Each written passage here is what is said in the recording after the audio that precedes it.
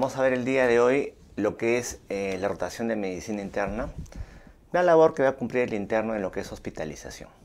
Vamos a evaluar lo que es la historia clínica, desarrollar todos los aspectos importantes de esta.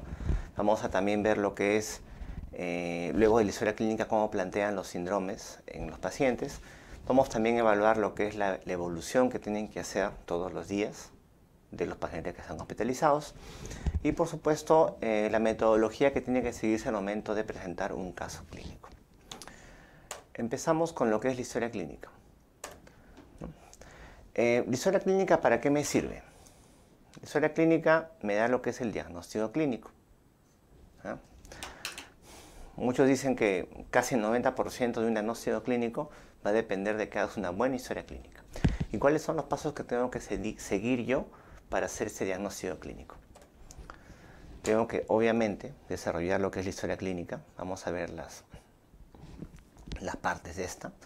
Luego de la historia clínica, la conclusión de la historia clínica va a ser un diagnóstico sindrómico o por problemas. Algunos signos y síntomas se pueden agrupar, se pueden englobar y me van a dar síndromes. Pero a veces los signos y síntomas no pueden agruparse. Y como no pueden agruparse, yo los voy a poner como problemas.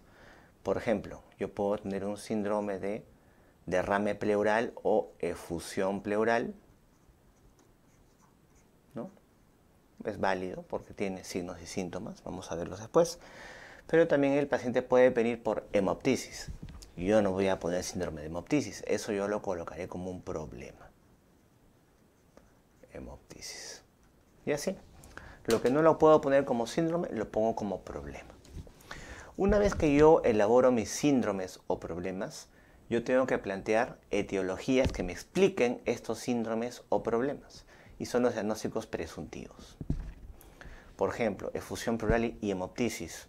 ¿Qué me podrían explicar efusión pleural y hemoptisis?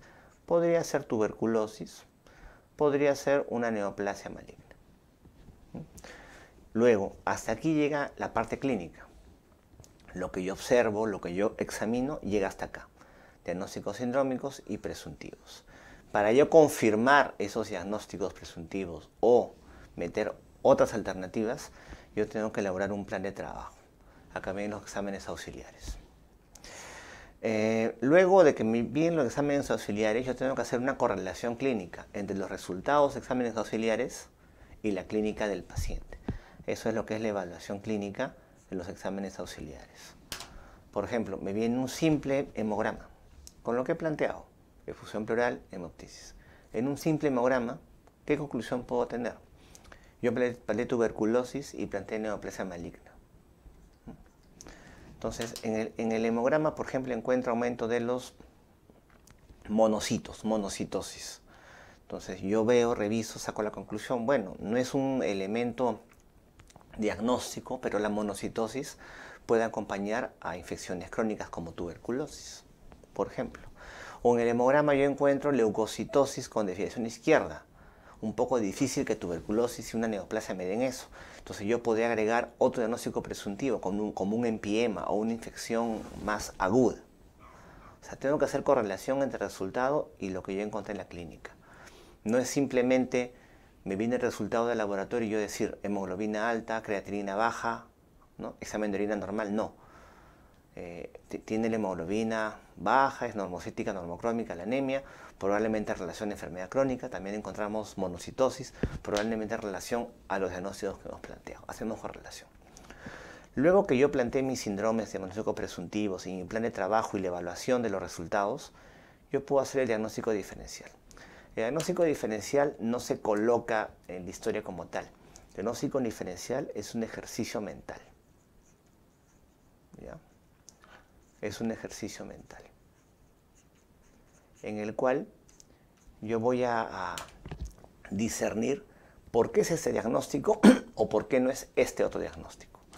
Yo voy a discernir por qué es tuberculosis y por qué no es neoplasia. O al revés, por qué no es tuberculosis y por qué sí es neoplasia. ¿Y en base a qué? A la clínica y los resultados.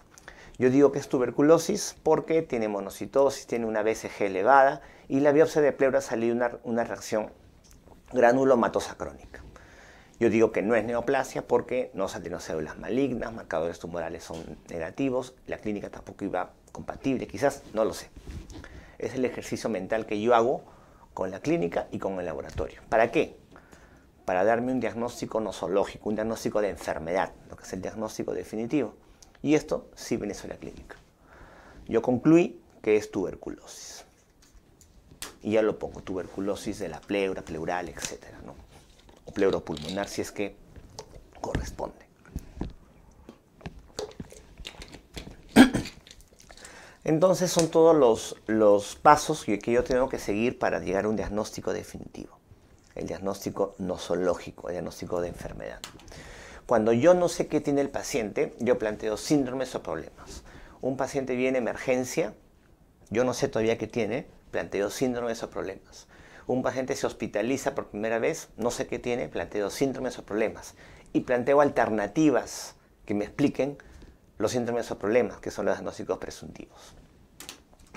Para eso yo elaboro un plan de trabajo, elaboro mi laboratorio, hago un ejercicio mental llamado diagnóstico diferencial y quedo en un diagnóstico definitivo. Entonces, en la historia clínica y en la evolución todo va cambiando. Por ejemplo, un paciente puede llegar a emergencia con un cuadro de diagnóstico de síndrome doloroso abdominal o abdomen agudo médico. Yo le pido al laboratorio y concluyo que es una pancreatitis. Entonces, al ingreso a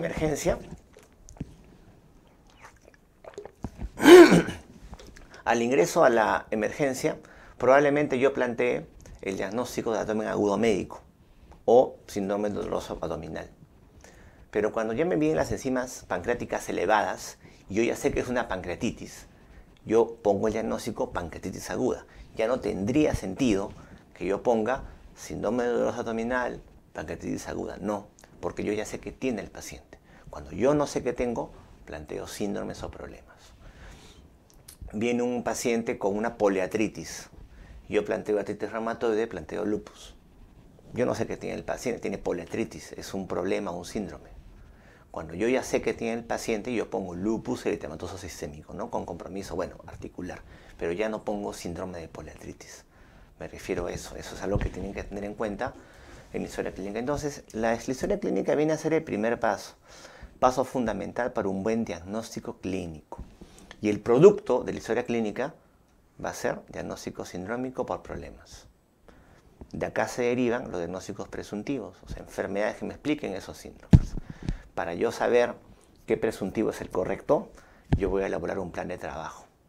Voy a analizar ese plan de trabajo y voy a hacer un ejercicio mental. Esto es mental.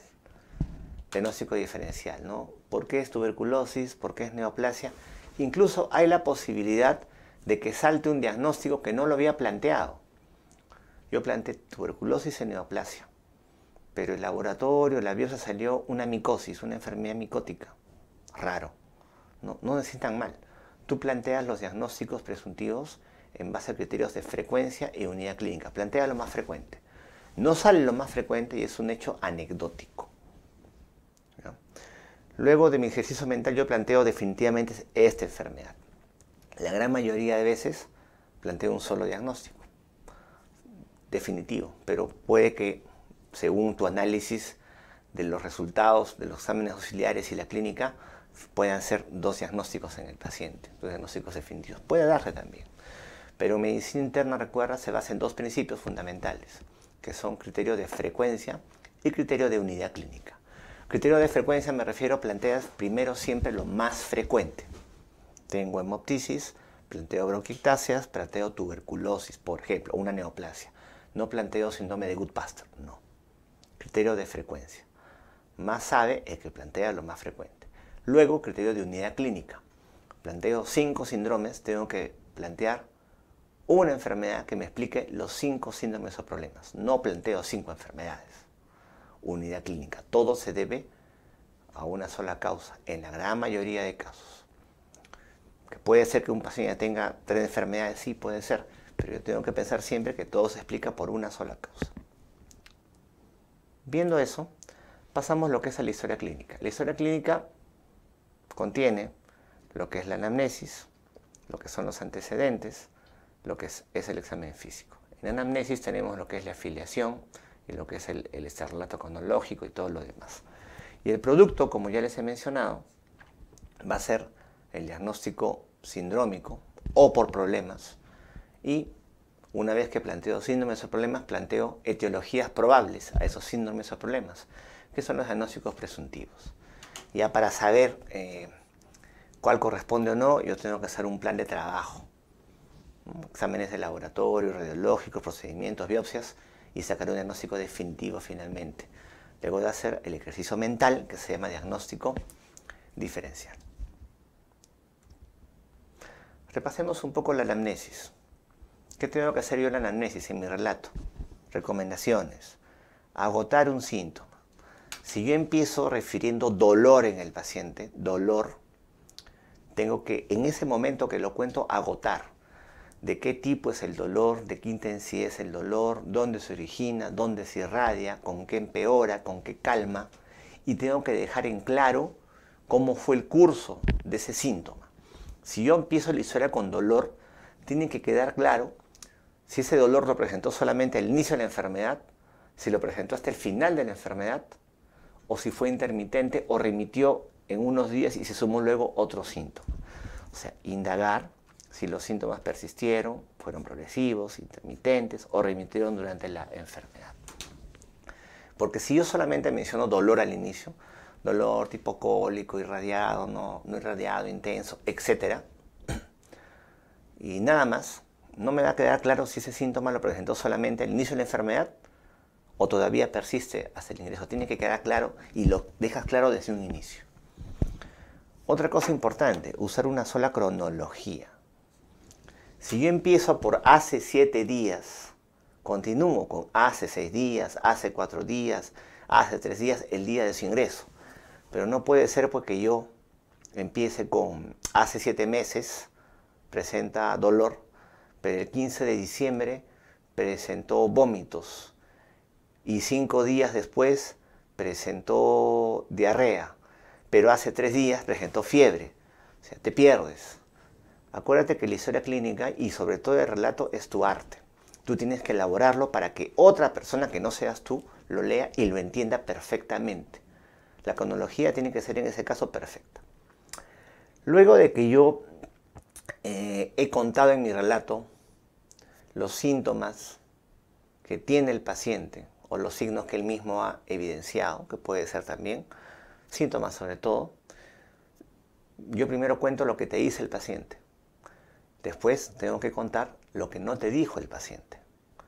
El paciente te va a decir lo que a él le interesa y por lo general empieza con los síntomas que más le molestan. ¿Y cuáles son los que más le molestan, doctor? Fácil, los que no le dejan trabajar. Entonces, te puede doler el hombro, ¿no? O la mano, pero puedes seguir trabajando. Cuando ya no puedes trabajar, no puedes producir, ahí recién tú dices, oye, me siento mal, voy a ir al médico. Pero el paciente te va a contar los síntomas que no le dejan desarrollarse durante el día, trabajar. Tú tienes que buscar los síntomas que no te ha dicho él. ¿Y cómo sé? Por ejemplo, si el paciente viene con una historia de poliartritis, digamos, y es lo que le interesa a él porque es lo que no le deja desarrollarse durante el día, trabajar, y viene por eso justamente, tú ya estás imaginando, ¿no? Va a haber poliartritis, causas, probablemente autoinmunes, ¿no? Probablemente, no sé, lupus. Pero lupus solamente tiene poliartritis, no. Tiene rash malar, tiene mialgias, por ahí orinas espumosas si tiene proteinuria, etc. Fotosensibilidad. El paciente viene por la poliartritis, pero tú le tienes que sacar lo demás. O sea, tú ya te vas construyendo una probable etiología y le preguntas más sobre eso. Señor, no ha tenido rash malar, no ha tenido fotosensibilidad, no ha tenido mialgias, no ha tenido orinas espumosas, no ha tenido caída de cabello, etc. No solo eso, tú tienes que eso consignarlo en la historia clínica y lo pones como síntomas negativos. Digamos, nuevamente, el paciente viene por poliartritis. ¿No? Tú sabes, dentro de las causas de poliartritis, un elemento fuerte son las enfermedades autoinmunes. Entonces yo voy a preguntarle al paciente, ¿no? Él viene por poliartritis porque es lo que le interesa, es lo que no le deja trabajar. Pero tú le preguntas, ¿se le ha caído el cabello? ¿Ha tenido fiebre? Bueno, si te dice que sí, tú lo vas completando en tu relato. Él viene porque hace 2 semanas tiene una poliartritis. Pero ya te dice que tiene eritema malar y fiebre hace un mes. Entonces la enfermedad hace un mes. Hace un mes, ¿no? Y el episodio actual será lo de la poliartritis. Pero tú lo cuentas desde los síntomas del paciente. ¿Cómo? Desde el inicio de los síntomas. ¿Cómo yo me doy cuenta de eso? Tú le preguntas, ¿hace cuándo que está mal? Hace 2 semanas. Ah, muy bien, señor. Entonces, antes de las 2 semanas estaba completamente bien, podía hacer todo. No, ya tenía fiebre. Ah, ¿desde cuándo tiene fiebre? Ah, 1 semana antes, o sea, 3 semanas. O sea, antes de eso estaba completamente bien. No, comenzaba a enroncharme con el sol. Ah, entonces hace un mes. Así le vas sacando información. Vas completando todo tu relato, pero también, como te digo, vas a colocar estos llamados síntomas negativos. ¿A qué me refiere eso? Van a ir en función a la enfermedad que yo me estoy planteando. Tengo una poliartritis, yo podría pensar que es una enfermedad autoinmune, un lupus. Entonces yo comienzo a preguntarle clínica que a él no le interesa, al paciente no le interesa porque no le impedía sus labores diarias. Pero sí te interesan a ti porque te van a construir un diagnóstico. Él viene por la poliartritis que lo postra, pero tú le preguntas por fotosensibilidad, por caída de cabello, etc. Si te dice que sí, lo pones en tu relato. Si te dice que no, también lo pones. Y lo pones como síntoma negativo. Niega alopecia, niega fiebre, niega caída de cabello, niega orinas espumosas, niega mialgia, etc. O sea, ponen los síntomas negativos en función a lo que ya tú te vas planteando. Es importante y lo pones al final de la anamnesis. Por ejemplo, ¿qué les parece esta cronología? Mujer de 50 años inicia enfermedad hace 2 meses con tos seca. 15 días después se agrega fiebre, por lo que el 5 de octubre acude a médico. 1 semana después, o sea, te pierdes. Eso está pésimo. Tienes que empezar, hace 2 meses presenta tos seca, no sé, hace un mes se suma fiebre, hace 2 semanas se suma expectoración purulenta, pero empiezas con una sola cronología. Vas a mantener eso. Si empiezas con hace 2 días, continúas con hace 1 día. Hace 2 meses, hace 1 mes, hace 2 semanas, hace 1 semana y el día del ingreso. Pero no puedes hacer esto, ¿no? Mezclar tiempos. Pésimo. Por ejemplo, varón de 60 años de edad acude a consultorio por presentar hace 2 semanas y de forma progresiva ictericia y piel y mucosas. Dejo claro, desde hace 2 semanas y de forma progresiva, estoy dejando claro que lo va presentando hasta el día del ingreso. Si empecé con hace 2 semanas, continúo. Hace 1 semana se suma dolor tipo cólico en epigastrio, leve no irradiado. Entonces, si hace 2 semanas sin ictericia y dolor, ¿qué puede ser? ¿Una coleocolitiasis? Ya, al paciente eso es lo que le interesa, el dolor y lo que se pone amarillo, es lo que le molesta. Yo le pregunto por lo que quizás no le molestó al paciente. Doctor, entonces una coleocolitiasis, ¿no? ¿Qué más me da una coleocolitiasis? Me puede dar fiebre, vómitos, náuseas. Yo le pregunto, señor, ¿ha tenido vómitos, náuseas, fiebre? No, doctor. Ah, también lo pongo, niega, síntomas negativos, niega náuseas, vómitos, fiebre. Si te dice que sí, lo agregas a tu relato. ¿No? De hace 1 semana se suma dolor tipo cólico en epigastrio, leve no irradiado, acompañado de náuseas, vómitos y alza térmica cuantificada, ¿no? Con tantos grados. Pero se dan cuenta cómo guardo una misma cronología y desde el inicio yo doy a entender que la ictericia ha sido progresiva, ¿no? Podría poner incluso la cual presentas el día del ingreso. Tienen que quedar claro eso. Este es uno de los formatos que ustedes pueden encontrar. Yo les he puesto este formato para que tengan en cuenta todas las partes que tienen que considerar en la historia clínica. Es el formato que está aprobado en mi hospital en el 2 de mayo. Importante que pongan siempre la fecha de elaboración de historia clínica, la hora de elaboración de historia clínica, el número de esta, cómo ingresó el paciente, por emergencia, por consulta, o viene, por ejemplo, de UCI, ¿no? O de cirugía, no lo sabemos. Datos de identificación que siempre son muy importantes en el paciente. Religión, acuérdense, algunos pacientes por sus creencias religiosas niegan que se les infunda sangre, por ejemplo, ¿no es cierto? Dirección actual es importante porque algunos pacientes tienen el problema del abandono social, entonces hay que ver de dónde vienen los pacientes. Eso también es muy importante, persona responsable, con quién se van a comunicar en casos de que el paciente empeore, en casos de que el paciente presente alguna intercurrencia, en casos de que fallezca. Esto, por ejemplo, era muy importante en la época del COVID, ¿no? Que los pacientes se ponían muy críticos. Había que estar en constante comunicación con los familiares. Persona responsable, parentesco, hijo, ¿no?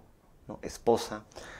Acuérdense de que la persona responsable que puede tomar decisiones, si el paciente es casado, es la esposa o el esposo, por encima de los padres o los hermanos, ¿no? Datos de esto, ¿no? Teléfonos de contacto. Los que están en el MINS es muy importante, ¿no? Si son CIS, pagantes, SOAT, etc. Y también en filiación, según la norma técnica, corresponde a poner lo que es el grupo sanguíneo y factor. Es muy importante. La anamnesis, colocar si es directa con el paciente, indirecta con el familiar, el paciente es inconsciente, o mixta, de ambos, ¿no? A veces mixta es importante, pacientes que, bueno, ya tienen alteraciones de la conciencia o un cuadro de fondo que les permite expresarse solamente a ellos, la información quizás no sea la mejor, ¿no? Hay que también recoger información de los familiares. Importante lo que es el tiempo de enfermedad con la fecha de inicio de síntomas, forma de inicio, curso y signos y síntomas principales. Error que se comete acá.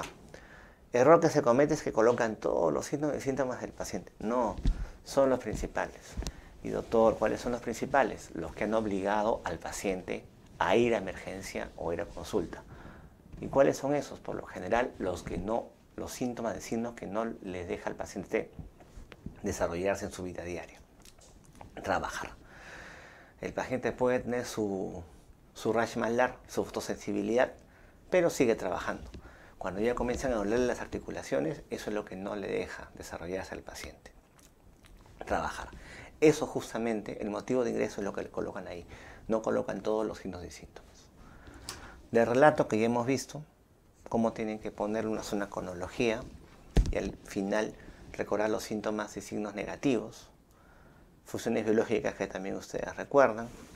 En variación de peso, coloquen si es que ha notado cambios en su peso, si ha subido, sobre todo bajado, en cuánto tiempo colocarlo.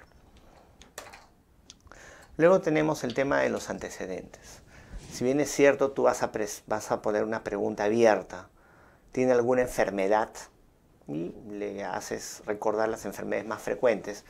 Diabetes, presión alta, hepatitis, tuberculosis, etc. Yo les recomiendo que sobre todo pregunten antecedentes en relación a la anamnesis. Por ejemplo, si es un paciente que viene con una cetoacidosis diabética, entonces yo tengo que indagar todos los antecedentes, pero sobre todo antecedentes que estén en relación a eso. Un paciente diabético generalmente va con otras enfermedades. Va con hipertensión, va con dislipidemia, antecedentes de obesidad en su familia, va también con gota, va con problemas de infartos de miocardio cerebrales en él o en su familia. Indago más, o sea, tengo que dejar una pregunta abierta y pensar en todos los antecedentes, pero indago sobre todo en los que están en relación al cuadro por el cual ingresa ese paciente. No solamente vale decir es hipertenso, tengo que poner yo desde cuándo es hipertenso y dónde le hicieron el diagnóstico. Soy hipertenso, doctor. Ya, hipertensión arterial. ¿Y por qué es hipertenso? Ah, doctor, es que me dolía la cabeza. Y fui a la farmacia y me dijo, no, eso es presión alta. Entonces tienes que tener en cuenta, ¿no? ¿Dónde? ¿Qué médico? ¿En qué posta? ¿En qué hospital? ¿Quién le dijo que era hipertenso?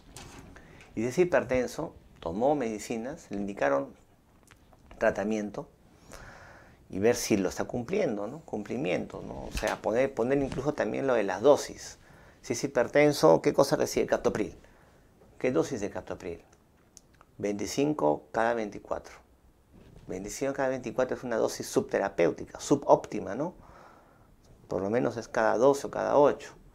Entonces puede que esté tomando su medicación y tú consideres, no, sí toma medicación y no responde. Toma, pero no es óptimo la dosis, ¿no? Es una dosis subterapéutica. Toma metformina, 500 miligramos una vez al día. No es nada, ¿no? Debe ser 8,50 cada 12. Entonces, y no está controlando. Y tú puedes sacar la conclusión, la dosis está recibiendo, pero ya no funciona. Lo que pasa es que la dosis es insuficiente. Entonces, poner antecedente, cuándo, dónde, ¿no? Incluso por qué le diagnosticaron, en base a qué le hicieron su diagnóstico de diabetes. Baja de peso, polipsia, pudera polifagia, no sabemos. Poner qué recibe, qué dosis recibe y si lo cumple o no. Y por supuesto, no olvidarse de los antecedentes familiares también en relación a lo que hemos mencionado. Entonces, antecedentes en relación a la anamnesis. ¿A qué me refiero? Tenemos varón de 30 años, presenta alza térmica no cuantificada intermitente hace una semana, con escalofríos, refiere palidez, coloración amarillenta de pieles claras. Entonces tiene fiebre, tiene alza térmica, tiene ictericia y tiene anemia probablemente, de una semana de evolución. Es un síndrome ictérico-febril y un síndrome anémico. Ictérico-febril probablemente de etiología infecciosa. Entonces, como yo ya sé los cuadros clínicos de las enfermedades, ¿qué antecedentes me interesarán? Obviamente voy a presentar todos los antecedentes, pero sobre todo indago en lugares de procedencia. Por ejemplo, si tengo ictericia y fiebre y anemia y el paciente viene de la selva, eso pensaré primero en malaria. Si tiene el mismo cuadro, ictericia, fiebre y anemia, y viene de la sierra, pensaré en Bartonella. O sea, yo pregunto todos los antecedentes, pero sobre todo indago en relación a mi anamnesis. O sea, desde un primer contacto con el paciente, yo ya voy haciendo el ejercicio mental de plantear probables etiologías. Es cierto, hago toda la historia y hago conclusiones, pero desde el primer contacto con el paciente yo ya elaboro. Yo ya estoy pensando en posibilidades. Y mi historia clínica la voy armando y voy yo indagando en relación a lo que yo ya voy pensando, planteando. Nuevamente, este es uno de los formatos que tenemos en el hospital. Están de los antecedentes, incluye lo que es vivienda, tipo de piso, saneamiento. Sobre todo, se me ocurre, por ejemplo, en una tifoidea planteada en el paciente, me va a interesar mucho el tema de saneamiento y servicios básicos. Crianza de animales, por ejemplo, en una zoonosis, una brucelosis que estoy planteando, me interesa si el paciente vive con animales en una granja, los manipula, etc. Alimentación, sobre todo en enfermedades metabólicas tipo diabetes, su dieta predominio de qué es, carbohidratos, por ejemplo, sería interesante. Vestimenta, es adecuada para la estación. Patologías tiroideas, por ejemplo, el hipertiroidismo, tiene mucho calor hasta en invierno, no se abriga, no es adecuada para la estación. Los hábitos nocivos, tabaco, alcohol, drogas. No solamente decir sí, no, tipo de alcohol, frecuencia, es distinto que sea cerveza, que sea whisky, ¿no? La concentración es distinta. Lo mismo con el tabaquismo, ¿no? Y acá pueden sacar una relación de paquetes año, pack years, aquí está la fórmula, para evaluar lo que es el riesgo de cáncer de pulmón en el paciente. Siempre poner el tema de lo que son las alergias medicamentosas, frecuente con AINES y con algunos antibióticos. Alergias alimentarias también, ¿no? En realidad es un tema muy amplio y es un tema subdiagnosticado. Se cree que de 8 a 10% de la población mundial tiene alguna alergia alimentaria, tienes que también indagar sobre eso. Ocupaciones, residencias, viajes, en relación a lo que les mencioné, ¿no? Vienen por ictericia, fiebre, piensa una enfermedad infecciosa, ¿dónde estuvo? Estuvo en la selva, estuvo en la sierra, ¿a cuántos metros? ¿No?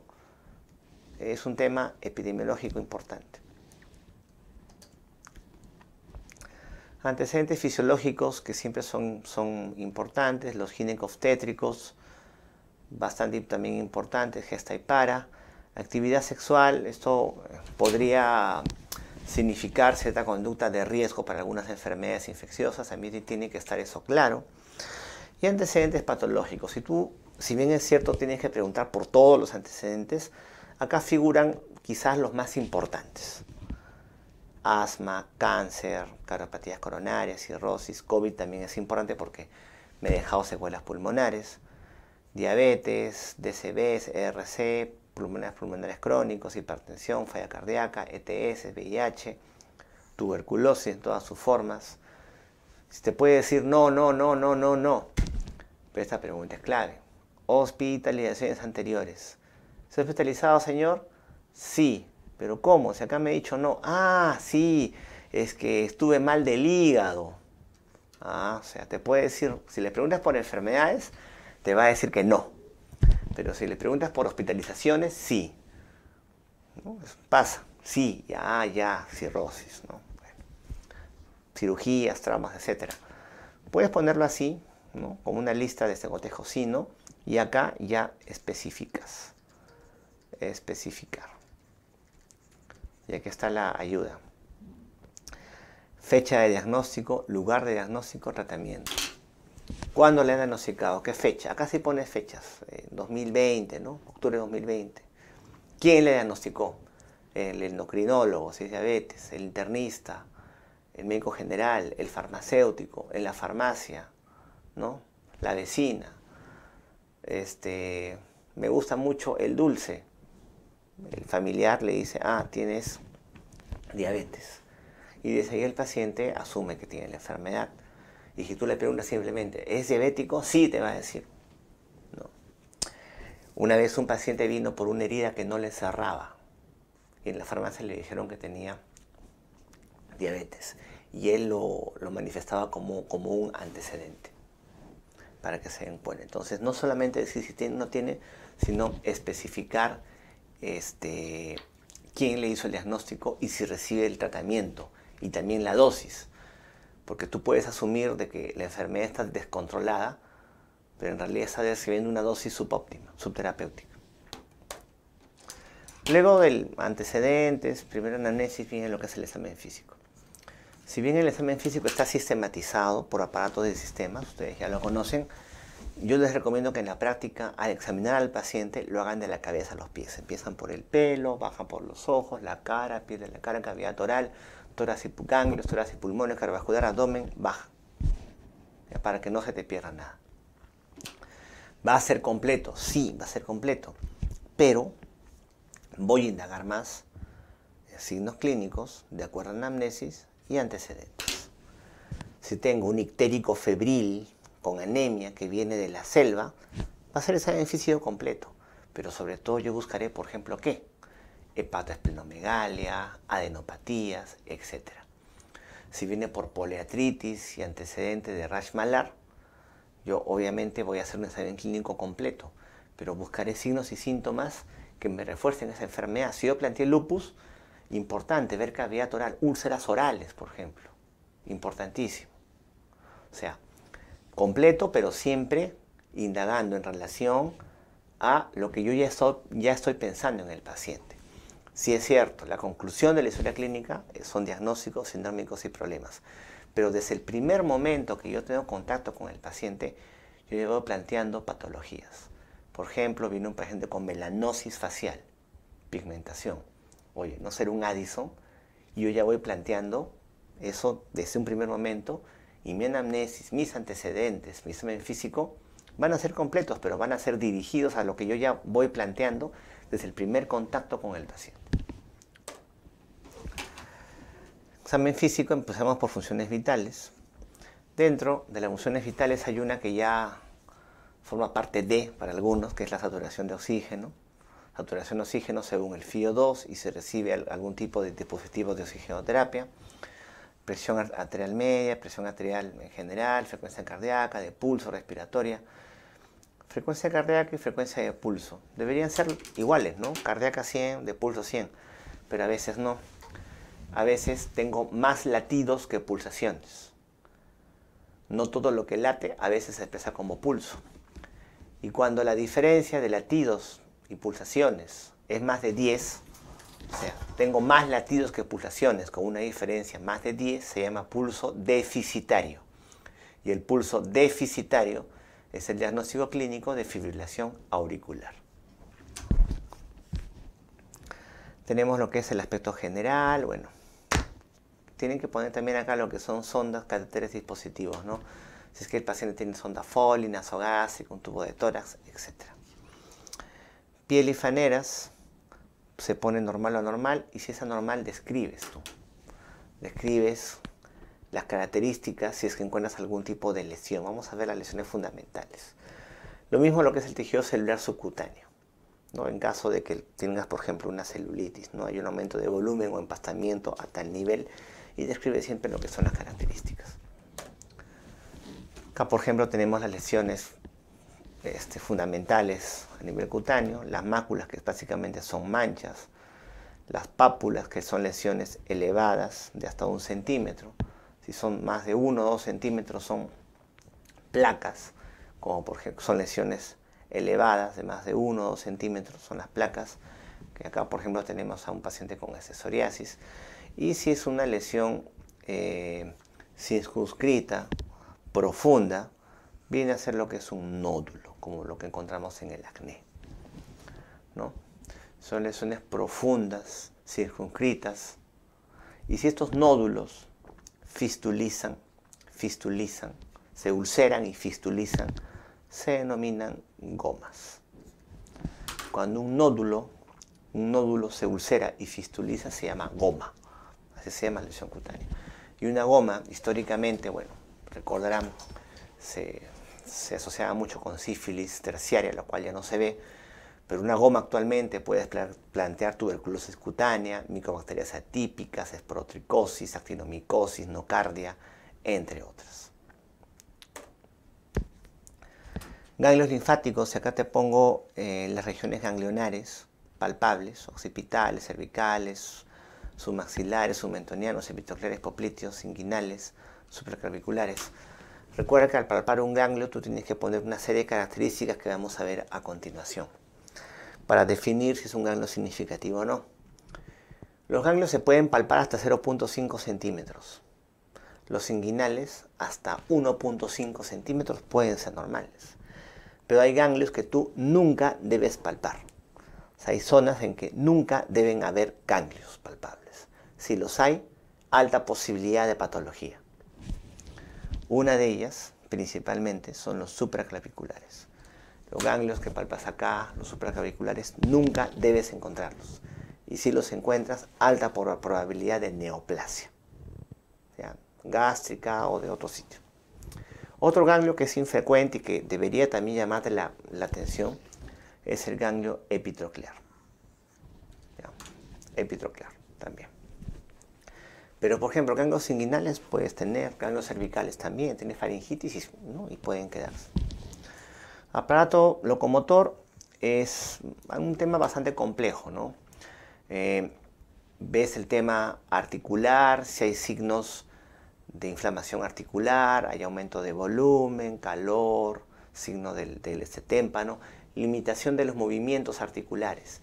Idealmente, los rangos articulares debes evaluarlos con un goniómetro, que me va a ver el ángulo de las articulaciones.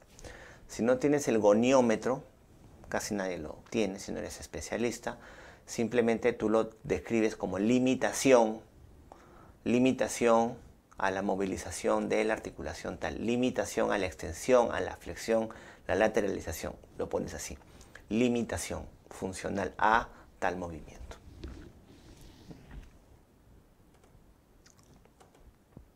¿Cómo se describe una adenopatía? Miren, por ejemplo, es una supraclavicular gigantesca, ¿no? La localización, ya saben, de los grupos ganglionares que les he mencionado. Los que nunca deben haber son supraclaviculares como este. O sea, no debe existir ese ganglio, lo palpas, es patológico y alta posibilidad de cáncer. También el otro que no deberías encontrar es el epitroclear. El tamaño, el número, consistencia, adherencia, sensibilidad. Si encuentras solamente una adenopatía, tú lo planteas como un síndrome de adenopatía regional o localizada.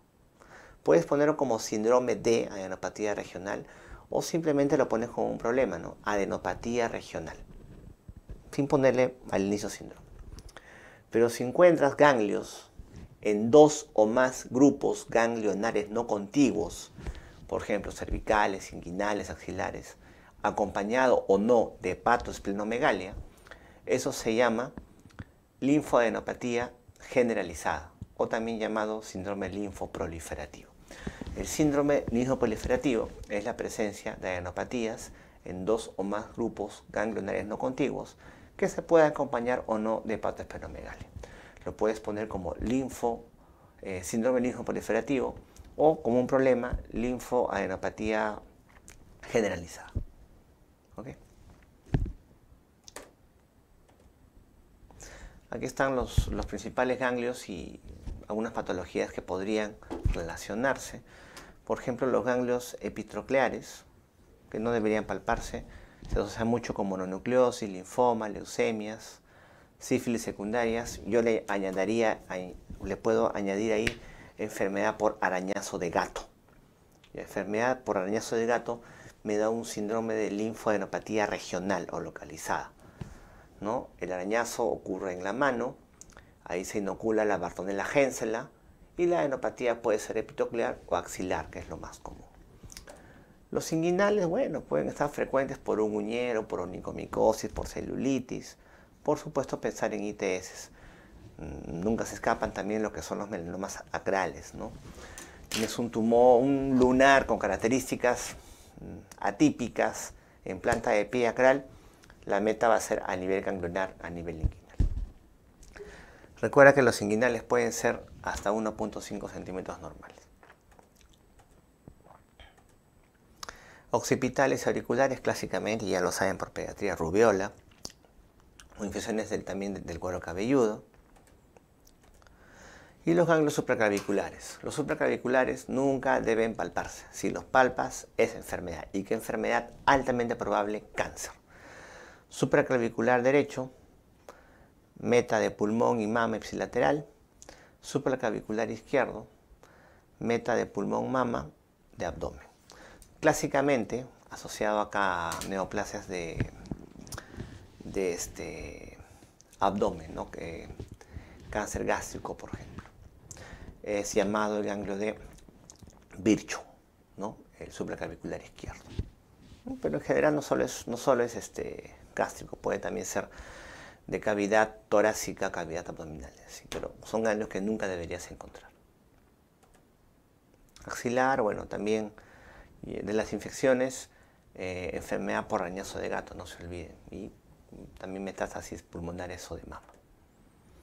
Examen locomotor, como les he dicho, es complejo el tema de los rangos articulares y los grados de movimiento. Eso lo van a hacer con el goniómetro.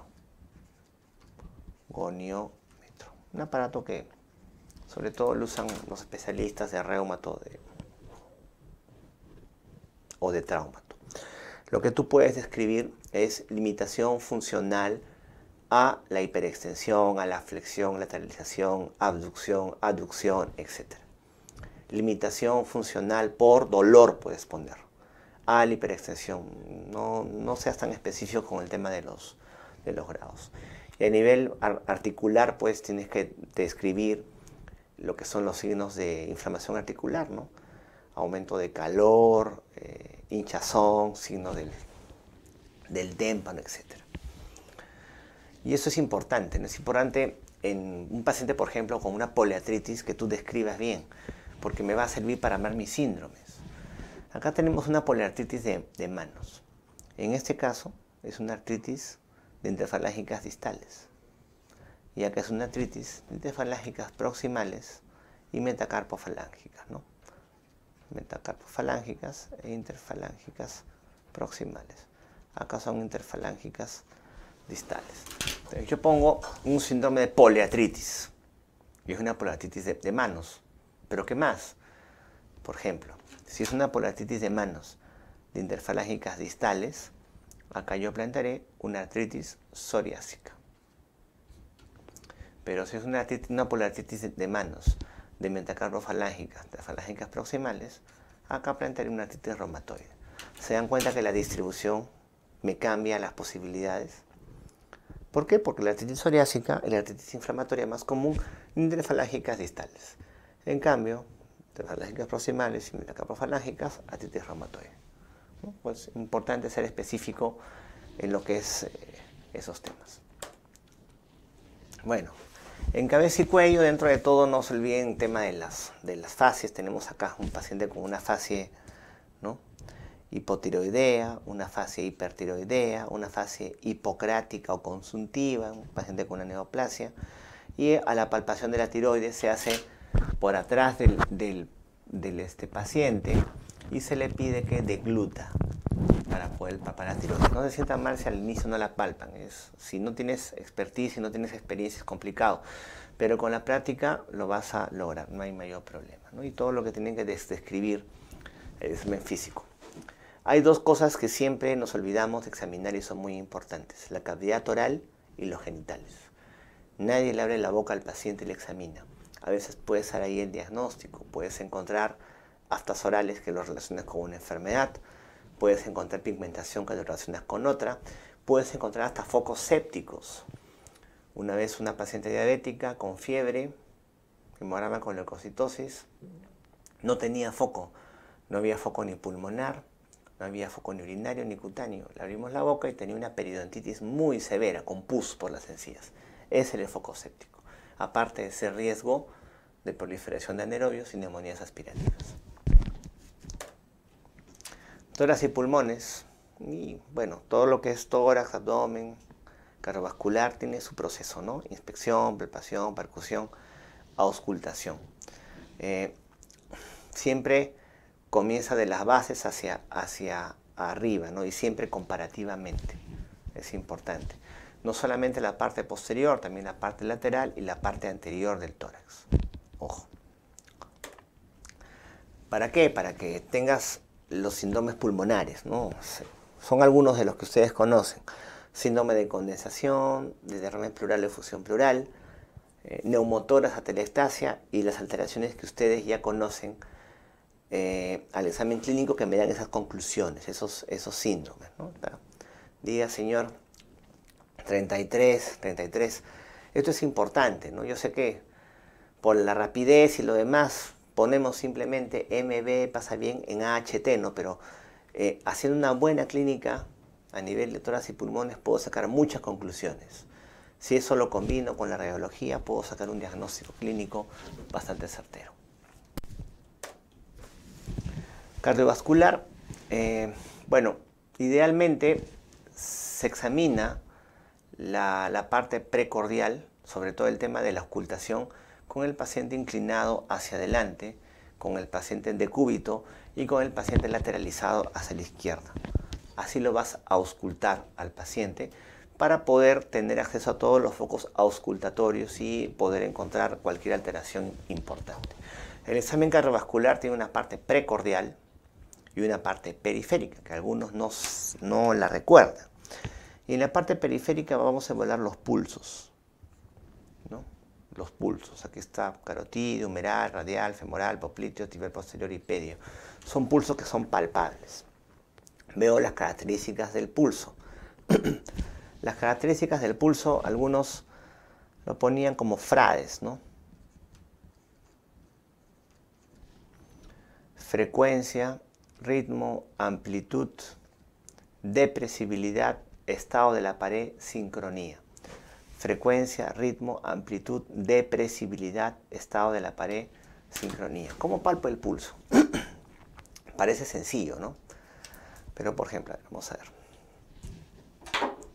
Agarro el brazo acá.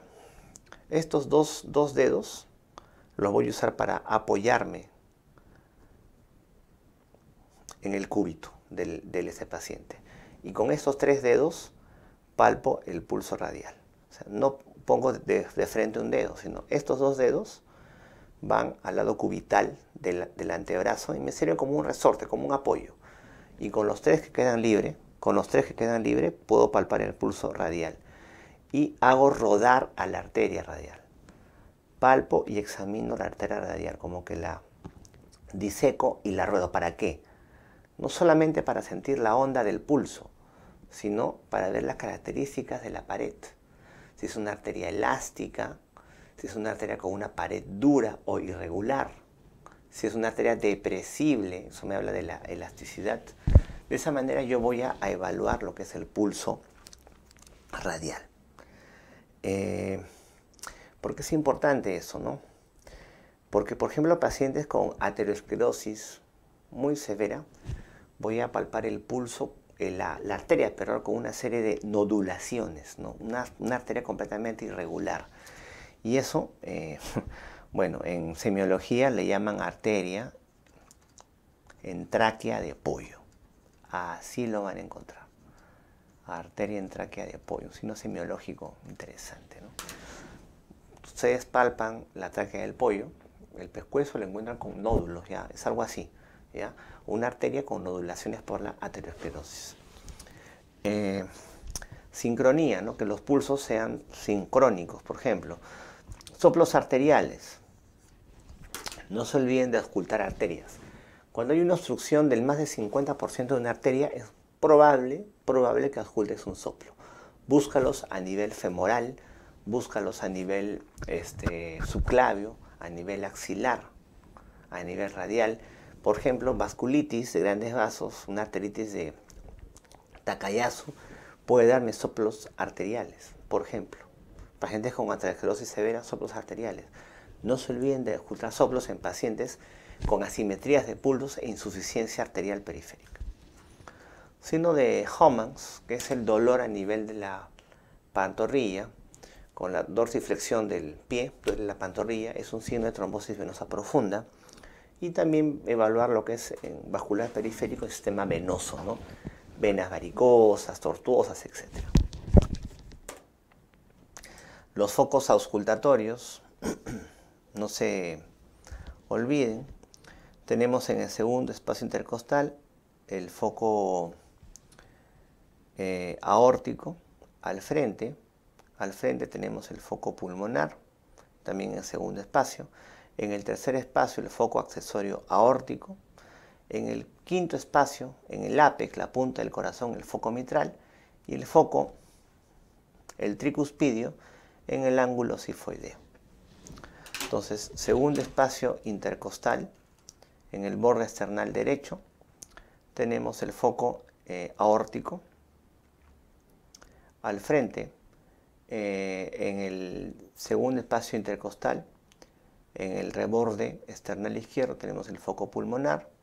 En el tercer espacio tenemos el foco accesorio aórtico. En el ápex, quinto espacio, tenemos el foco mitral. Y en el ángulo sifoideo tenemos el foco tricuspidio. Por lo menos la recomendación es que se queden 1 minuto en cada foco. Debería haber buenas condiciones, ¿no? Silencio completo, lo cual a veces es difícil. Pero no te conformes con una sola posición de cúbito. Haz que el paciente se incline hacia adelante y haz que el paciente esté en decúbito lateral izquierdo. Y ahí vas a comenzar a auscultar por lo menos 1 minuto en cada foco, ¿no? En silencio. Lo que es abdomen, empieza con la inspección y luego la auscultación. Palpación viene después, porque si yo palpo el abdomen, los ruidos hidroaéreos podrían incrementarse. En la auscultación, ¿qué es lo que me interesa? Encontrar ruidos hidroaéreos. El número va a ser variable. Puede ser de 8 a 30 ruidos hidroaéreos por ese minuto. No se ponen de acuerdo los textos, ¿ya? Tú simplemente tienes que ver si están presentes o ausentes. ¿Y qué es lo que me interesa sobre todo? Que estén ausentes, ¿ya? Porque si no hay ruidos hidroaéreos, hay un silencio, es un signo de irritación peritoneal, signo de peritonitis. Sobre todo me interesa si están ausentes. Si están presentes, Tú puedes poner aumentados o disminuidos y es un poco subjetivo eso, porque el número no se ponen de acuerdo. Pero si están aumentados, tienes que poner también el timbre, porque hay un timbre metálico. Tú vas a chocar dos cubiertos y vas a escuchar un sonido bien agudo, un sonido muy similar lo vas a encontrar cuando tienes obstrucción intestinal mecánica, timbre metálico. Eso yo lo he escuchado una vez y sin haberlo escuchado antes, de forma bastante evidente, tú ves que es un timbre metálico. Entonces, sobre todo acá me interesa si están ausentes. Si están ausentes, peritonitis. Si están presentes, escribe si están aumentados o disminuidos. Un poco subjetivo va a ser eso, ¿eh? Ya, número al minuto, depende de lo que leas. 8 hasta 30 incluso. Palpación. Palpación de hígado, es un problema. ¿No? En semiología te han hecho palpar abdómenes. El profesor te decía, ¿palpas el hígado? Tú no palpabas nada, le decías que sí. ¿Palpas el borde? Sí, no palpabas nada. Es difícil. Tendrás que palpar, pues no sé, 100 abdómenes para que más o menos encuentres alguna diferencia en la consistencia. No te preocupes. ¿Qué es lo que vas a hacer? Aquí está. Voy a colocar el estetoscopio en el epigastrio. ¿Ya? Coloco el estetoscopio en el epigastrio, el diafragma. Y yo rasco, comienzo a rascar desde la fosa ilíaca. Desde la fosa ilíaca yo rasco, ¿no? Auscultando el epigastrio. Rasco. Y donde ausculto que se rasca, porque yo rasco, no ausculto nada, no. Pero cuando empiezo yo a auscultar que se rasca, ahí está el borde hepático. Ahí está el borde inferior del hígado, ¿no? Eso lo llaman el método del estar rascado, algunos lo llaman así. Entonces, ahí recién tú ya con toda confianza, obviamente un poco más abajo, tú ya vas palpando. O sea, yo ya por auscultación he rascado el hígado acá. Pero yo ya voy palpando desde abajo, desde abajo. Y cuando llego a esa zona, tú vas a sentir, vas a ver cambio de consistencia.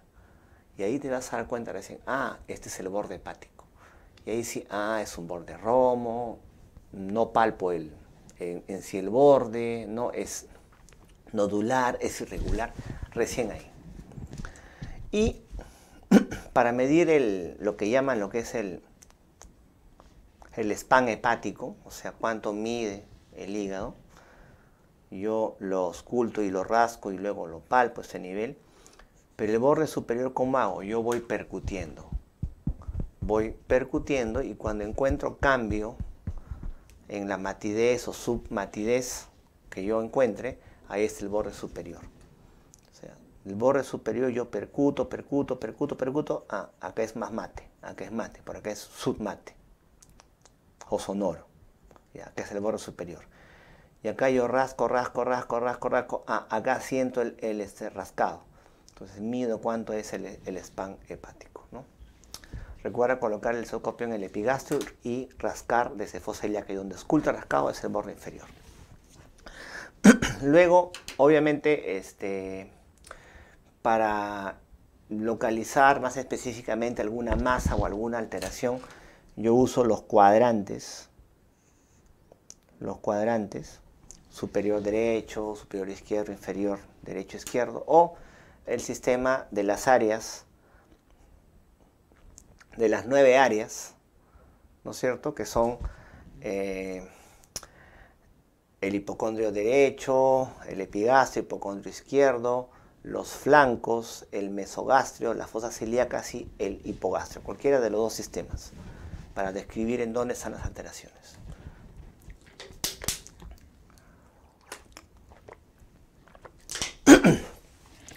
En lo que es urinario, genitourinario, los riñones normalmente no se palpan, no se hagan problemas.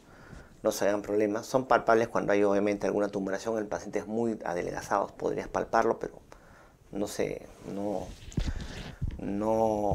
la mayoría de veces no los van a encontrar. La vejiga la van a buscar sobre todo en pacientes postrados, ancianos, usuarios de sonda, Foley, porque pueden hacer un globo vesical.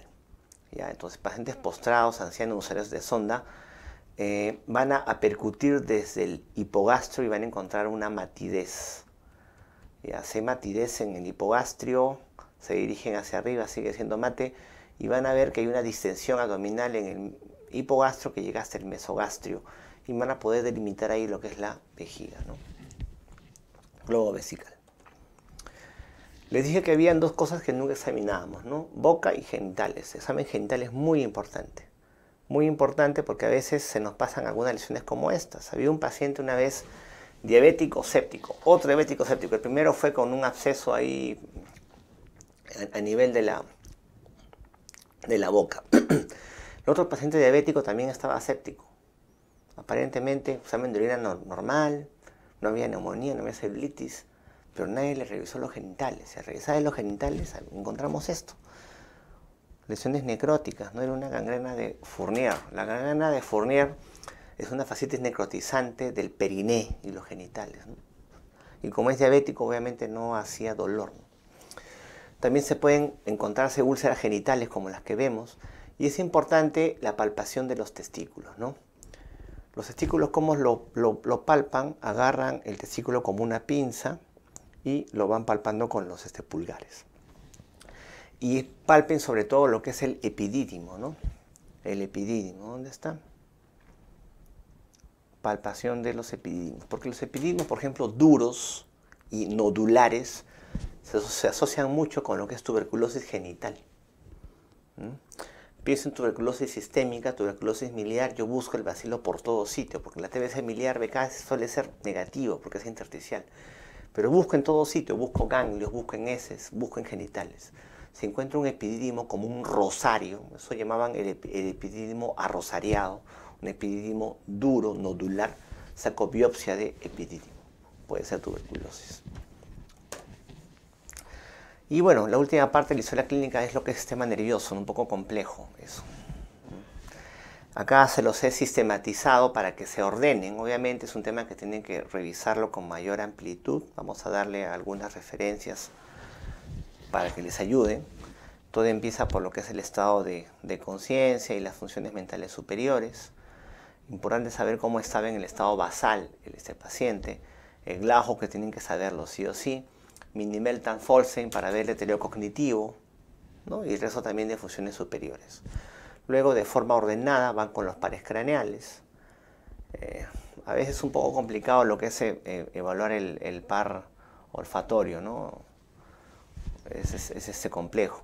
Sin embargo, sí pueden ver el tema de la agudeza visual, campos visuales, los movimientos oculomotores, se lo dejo acá para que los tengan en cuenta. El nervio trigémino, acuérdense, me evalúa sensibilidad. Sensibilidad simplemente, ¿no? Se ve si tiene percepción del quinto 1, quinto 2 o el S quinto 3, como acá se está mencionando. Si hay parálisis facial, central o periférica, acuérdate que en la parálisis facial periférica el paciente no puede movilizar por completo la hemicara, no la moviliza por completo, ¿no? En cambio, en la parálisis facial central, el paciente sí puede arrugar lo que es la frente. En la parálisis facial central sí puede arrugar lo que es la frente. En cambio, en la parálisis facial periférica no puede arrugar, no tiene contracción en toda la hemicara. Fuerza y tono muscular. Acá tenemos, por ejemplo, la maniobra de Barré y de Mingazzini, que se realiza en los miembros superiores e inferiores. Simplemente se le hace elevar los miembros superiores y se evalúa fuerza contra resistencia. Lo mismo en miembros inferiores. Los reflejos ojotendinosos yo les recomiendo que lo hagan con un esquema así. Un muñequito donde puedan evaluar los reflejos de cada uno de los miembros, ¿no? Los reflejos se evalúan sobre 4. Sobre 4. Lo normal es que los reflejos sean de 2 cruces. Una cruz es hiporreflexia, 0 es ausente. 0 ausente, 1 hiporreflexia, 2 cruces normales. 3 cruces hiperreflexia y 4 cruces policinéticos. ¿Qué es un policinético?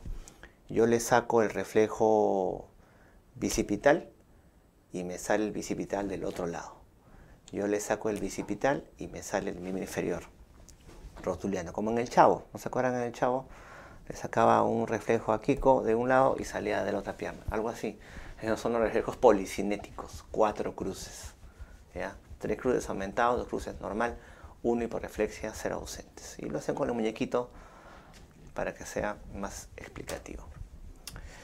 Bueno, ¿por qué es importante el tema de los reflejos y la fuerza muscular? Porque me va a hacer un diagnóstico topográfico si la lesión es de primera neurona, o de vía piramidal, o de segunda neurona, o neurona periférica. Vía piramidal, primera neurona. Primera neurona va de la corteza motora hasta la médula. Segunda neurona de la médula anterior hacia la placa mioneural. Y las diferencias que pueden haber, por ejemplo, lesión de primera neurona, media hiperreflexia, segunda neurona, hipoarreflexia, por ejemplo, atrofia muscular importante va a haber en las lesiones de segunda neurona. Primera neurona no es tanto así.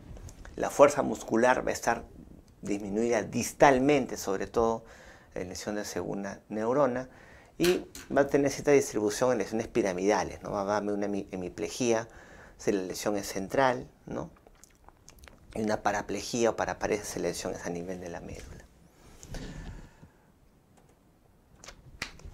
Luego tenemos algunos otros reflejos como los cutáneos mucosos y los patológicos. Patológicos tenemos el signo de Babinski, ¿no? Con la estimulación plantar hay la dorsiflexión del primer dedo del pie. Signo de Babinski es patognomónico de lesión de vía piramidal. Es patognomónico de lesión de primera neurona. Aquí está. ¿Okay? Luego tenemos el tema de la sensibilidad. Y acá se lo sé, como les he dicho, se los he ordenado. La idea, obviamente, no es revisar cada uno de los puntos, pero sí ordenarnos, ¿no? Sensibilidad superficial y profunda. La profunda, por ejemplo, ¿cómo la evaluamos? Con el diapasón, la palestesia, ¿no? En las eminencias óseas de miembros inferiores, le pide al paciente, ¿no?, que cierre los ojos. En las eminencias óseas de miembros inferiores se pone el diapasón de 128 Hz para ver si percibe o no la vibración. Si no la percibe, se llama apalestesia. Apalestesia. ¿Ok? El tema de la sensibilidad, sobre todo superficial, me sirve para que yo también dé una distribución. Y la distribución de la sensibilidad se da por dermatomas, ¿no? Por ejemplo, el paciente tiene anestesia hasta T10. Hasta T10, de T10 para abajo tiene anestesia. No percibe la sensibilidad superficial. ¿Y para qué me sirve eso? Si el paciente tiene anestesia a nivel de T10 hacia abajo, eso se llama nivel sensitivo. El nivel sensitivo es un área de anestesia por debajo de un dermatoma. Y un nivel sensitivo es patognomónico de una lesión medular. Si tengo anestesia por debajo de un dermatoma, ya sea T10, T4, T2, eso es patognomónico de una lesión medular. ¿Qué tipo de lesión ya tienes que buscar? Si es compresión, una mielitis, etc. Como les digo, acá se los he ordenado, coordinación, marcha y equilibrio, para ver básicamente problemas cerebelosos. Tenemos lo que es la metría. Los pacientes cerebelosos no calculan bien las distancias. Le hago la prueba índice nariz, se quedan cortos, porque no calculan bien la amplitud de los movimientos. Se pasan de largo o se quedan cortos. Son incapaces de realizar movimientos de coordinación, por ejemplo, supinación, pronación, supinación, pronación. Esa prueba se llama la prueba de la diadococinesia. La prueba de la diadococinesia. Diadococinesia. Si es incapaz de hacer eso, se llama disdiadococinesia. Prueba de los índices de Varani. Eso me sirve para ver ataxias vestibulares. Si tengo vértigo, y es un vértigo de tipo periférico vestibular, yo le pido al paciente que extienda los dedos y junte sus dedos con mis dedos. O sea, yo como médico extiendo mis dedos y hago que el paciente empate sus dedos con los míos. Luego le pido al paciente que cierre los ojos.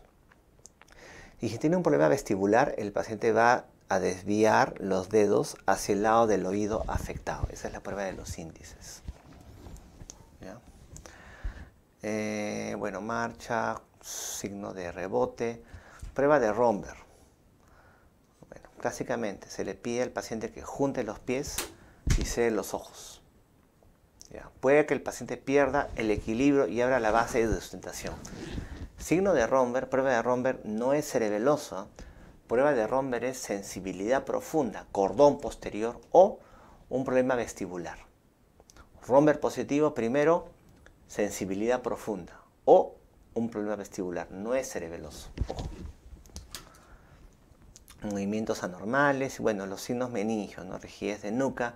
Signo de Kerning es que el paciente flexione la pierna y luego flexione el muslo y luego tú extiendes la pierna.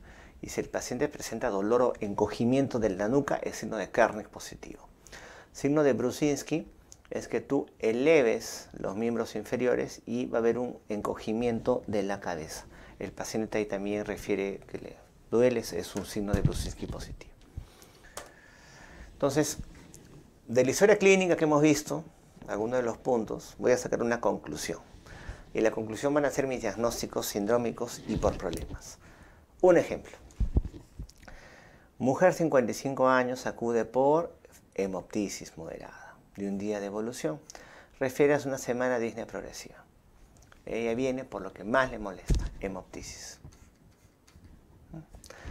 Al examen tiene edemas también y tiene sinovitis, tiene artritis de articulaciones y crepitantes en bases y efusión pleural derecha. O sea, tiene hemoptisis, tiene artritis, tiene edemas, tiene efusión pleural, tiene signos de consolidación crepitantes. Entonces yo puedo plantear así, ¿no? Diagnóstico, ¿no? Primero viene diagnósticos sindrómicos o diagnósticos de problemas, ¿no? Planteo con problema de hemoptisis, síndrome de hematoso, pleuro parenquimal y poliartritis. ¿Qué les he dicho? Medicina interna tiene dos principios, criterio de frecuencia y criterio de unidad clínica. Si yo no sigo esos principios, ¿qué va a suceder? Yo planteo 4 síndromes y para cada síndrome planteo diagnósticos. Ah, tiene hemoptisis, tiene TB, tiene bronquiectasias. Edematoso, cardíaca, renal, hipoglucemia, cirrosis. Pleuro parenquimal, TB, neumonía. Poliartritis, artritis reumatoide y LES. O sea, el paciente tiene pues 6 diagnósticos.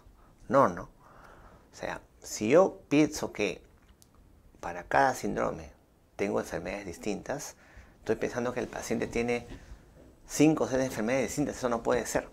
Criterios de unidad clínica. Todos los síndromes y problemas se explican por una sola enfermedad. Tengo hemoptisis, tengo edemas, tengo un compromiso pulmonar, tengo poliartritis, tengo varios aparatos, sistemas comprometidos. Yo tengo que pensar en una enfermedad sistémica. Sistémica que me explique todos esos síntomas. Entonces, ¿cómo tienen que plantearlo? Por separado. Diagnósticos sindrómicos y problemas, aparte. Y luego yo planteo etiologías que me expliquen esos síndromes o problemas. Así. O sea, si yo planteo etiologías para cada síndrome, yo voy a pensar que tengo 5 enfermedades distintas, ¿no? Yo tengo que pensar en enfermedades que me expliquen todo eso que tiene este paciente. Y si es una enfermedad que me afecta 2 o más aparatos o sistemas, yo tengo que pensar en una enfermedad sistémica. Ya sea una enfermedad infecciosa, una enfermedad autoinmune o si corresponde a una enfermedad neoplásica. Y lo planteo así. Luego yo armo mi plan de trabajo, ¿no? Analizo mi laboratorio y voy a plantear finalmente un diagnóstico definitivo. El plan de trabajo. Yo planteo síndromes y problemas, planteo presuntivos. Entonces, ¿cómo yo confirmo, descarto que es lupus o vasculitis o TB? Tengo que elaborar un plan de trabajo. ¿Qué le pido? Cuando te pregunten, haz tu plan.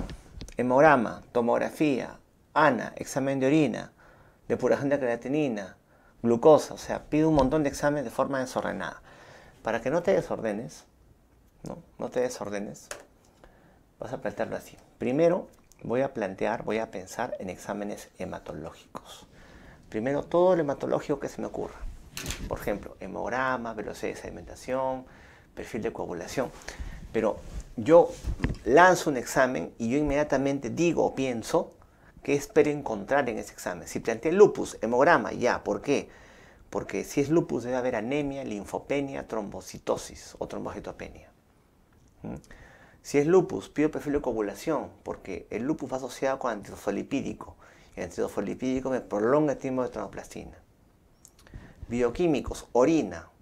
Orina porque el lupus me da hematuria proteinuria, ¿no? Porque puede haber falla renal, urea-creatinina. Inmunológicos, ya le pido el ANA, ¿no? Microbiológicos, bueno, TB. Pido, si es TB sistémica, pido baciloscopía en esputo, orina, heces. Radiológicos, una tomografía de tórax porque quiero ver si tiene patrón el árbol en brote por tuberculosis. Procedimiento, no una biopsia. Pero me ordeno así para no disparar exámenes distintos. Primero agoto todo lo que es hematológico, todo lo que es bioquímico, ¿no? Y todo lo que yo planteé solicitar, yo también digo, porque espero encontrar esto, no marco por marcar.